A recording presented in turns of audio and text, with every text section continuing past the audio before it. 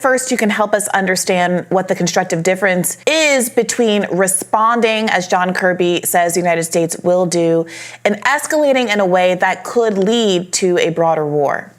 It's basically trying to thread the needle and try and be partially pregnant or so, which is really hard to do. Escalation and appropriateness is always in the eye of the beholder. Of course, Iran is going to say anything that we do is not appropriate because they're claiming, well, it wasn't us, we didn't do it, we don't direct them, etc. Whether they did or whether they didn't is nearly irrelevant because it matters what the American people think and what the president thinks, because he's going to act on what he believes we're supposed to do. Now, it is clear that there is a significant pressure on the White House, which has been predictable, and I've been saying it, I think, on your show several times over the last several months, that if an American was killed, there would be huge pressure for him to strike Iran, at Iranian targets, not just at the militia groups that may have pulled this off, and now that's where we are. Now, the problem is if Biden goes in soft again and doesn't do any of these, a big strike, then people are going to call him weak, and it's probably going to encourage more people to do the same. But if he goes in too heavy, then he could literally draw us into a war that nobody wants to fight in America, and probably nobody even on the Iranian side, but that's where it may end up. That's why I think the best policy is probably one of the least pleasant ones, but the best one for U.S., and that is to finally withdraw our troops from these pointless and unnecessary deployments, which ironically the White House had leaked some information a week ago that they were considering doing this, and now, of course, no one even wants to talk about that. But that's what would eliminate our vulnerability and keep any more American troops from getting killed. But I'm sorry, I will say one last thing there. It is absolutely now required that the president does go after and destroy any of these groups that actually carried this attack out. That's non-negotiable. Handfuls of troops stationed in unsafe situations across Africa and the Middle East where they could be fired upon by terrorist groups, militia groups, rebel groups. What are they doing there from the U.S. government's perspective that would be worth that risk? The administration has been falling all over itself to keep on claiming this fiction that we're there on a counter-ISIS mission, that we're trying for the enduring defeat of ISIS. They love that phrase. I've seen it from the Secretary of Defense. I've seen it from the Chairman of the Joint Chiefs of Staff. I've seen it from the Pentagon official releases and people in the White House. But Kirby keeps saying it over and over and over.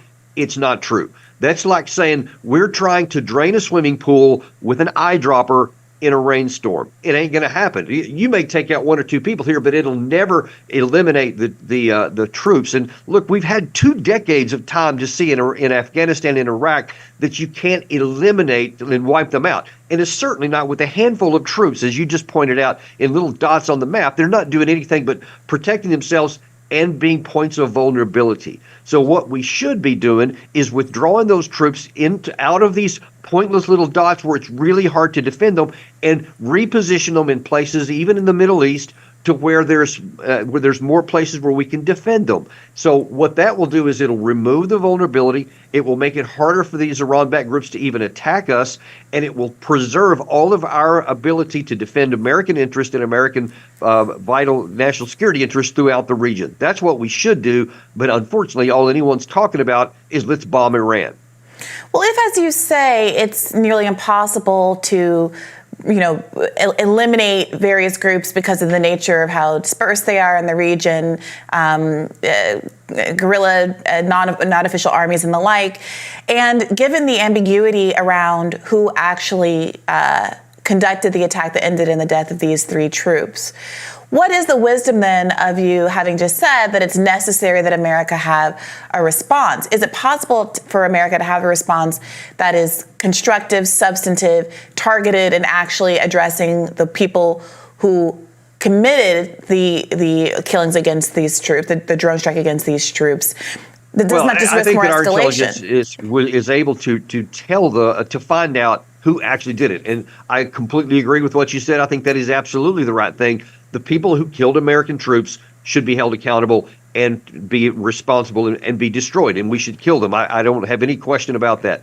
But then the next question is, then what? And that's one of the big problems I have with a lot of these people talking about how they should go in heavy with Iran and hit these other groups, et cetera. They don't talk about what next. Because if you don't move any of these troops that are there right now, then, as Robbie just said, they remain points of vulnerability. It remains easy access for these Iran-backed groups. And that's what drives me crazy, is that no one wants to take away the difficulty for the Iranian side. If you don't like the Iranian side, you should make it harder for them to attack America, not keep it easy as it is right now. So it's got to be a combination of striking the people that hit us so nobody's in confusion that they can get away with killing an American, but also let's not make it easy on the bad guys. What would happen if we immediately attacked Iran itself? The probability of a broader war that we get sucked into would be off the charts. It would be way high. And that's what really, I'll just be honest, annoys me when I hear these people talk. Now, Crenshaw should frankly know better. He had some military experience, but some of these others, they don't see, especially Lindsey Graham, seems to have no concept of what his words would mean on the ground. Because if you go and you hit Iran, or look, Iran just showed they're not going to sit passive by. They weren't passive when we assassinated Soleimani in 2020. They had pinpoint strikes on an American base in Al-Assad and wounded 100 Americans. They have recently attacked targets in Iraq, in Syria, in Pakistan, in retaliation for things that they claim happened to them. They will not be passive. So if you go and you hit them, or if you take out Soleimani, which actually I've heard some other people suggest here recently, shockingly, that's an act of war, and they're going to retaliate. So you have to answer me, all these people, what next? What if they don't get deterred like you hope they would, and instead they escalate and hit even more Americans, and now they're not 3 are dead, but now 30 are dead, or 300 if it gets into a war? Then what are you going to do? That's what they have to answer to me. And Colonel, just so we don't jump the gun, yesterday a national security spokesperson, when questioned, seemed to acknowledge that they didn't have any evidence tying this attack to Iran. Have there been any updates? What evidence exists to suggest that Iran was behind this? Ms. Singh said it in one of those interviews. You know, they believe and have a lot of evidence that Iran is supporting them. And they have been, whether it's the Houthis or some of these Kataib Hezbollah itself in Lebanon, et cetera, that they provide a lot of the training, the ammunition, support, et cetera, just on a regular basis. So indirectly, almost for sure that they were associated with it, but there's no evidence that they actually directed it like this is what they want to do. I think it's one of the misconceptions that a lot of people think that Tehran is like a puppet master and all these are just strings on their fingers. And I don't think they have that much control. They probably wish they did, but I don't think they do. But it is true that they are responsible for enabling these people, and I'm sure that they're happy to see them attack Americans. But the bigger issue for us is that it is in America's vital national interest to avoid unnecessary, pointless wars that would drain our resources and result in more American deaths for a war that we do not need to fight.